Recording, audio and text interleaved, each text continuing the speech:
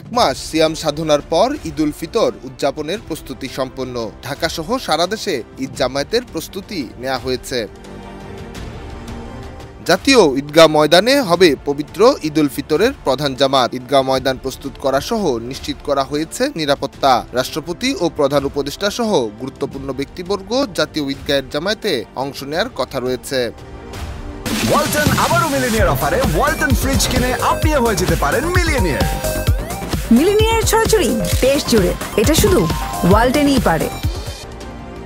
৩০ March সকাল থেকেই বিভিন্ন স্থান পরিদর্শন করেছেন স্বরাষ্ট্র উপদেষ্টা মোহাম্মদ জাহাঙ্গীর আলম। জাতীয় ঈদগাহ প্রস্তুতি ও নিরাপত্তা ব্যবস্থা পরিদর্শন শেষে জানান, ঈদ উদযাপনে কোনো শঙ্কা নেই।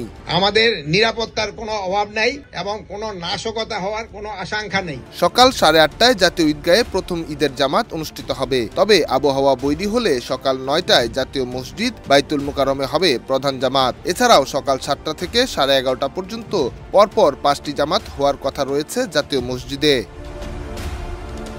পুলিশ কর্মকর্তারাও মুসল্লিদের নিরাপত্তা নিশ্চিত করার কথা জানিয়েছেন। ডেস্ক রিপোর্ট, দেশ রূপান্তর।